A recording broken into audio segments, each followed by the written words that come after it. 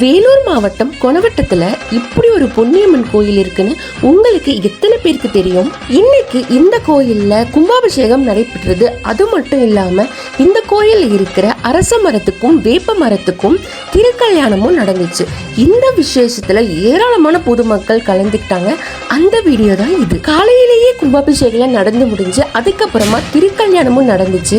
இதுல ஏராளமான பொதுமக்கள் கலந்து கொண்டு சிறப்பிச்சாங்க. எக்ஸாக்டா சொல்லணும்னா சதுப்பேரி ஏரிக்கரைக்கு கீழே தான் இந்த கோயில் இருக்கு. ரொம்ப சக்தி வாய்ந்த கோயில் அப்படின்னு இங்க எல்லாராலும் நம்பப்படுது. உங்கள எத்தனை பேருக்கு இந்த கோயில் இங்க இருக்குன்னு எனக்கு தெரியாது. பட் இந்த கோயில் ரொம்ப அழகா இருக்கு.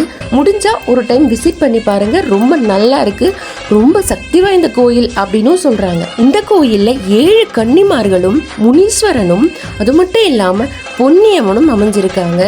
ஒரு மொத்தமா போனீங்கன்னா எல்லா தெய்வத்தையும் கும்பிட்ட ஒரு ஃபீல். கண்டிப்பா ஒரு முறையாச்சும் இந்த கோயிலை போய் விசிட் பண்ணுங்க. அப்படின்னு ஃபாலோ பண்ணிக்கோங்க.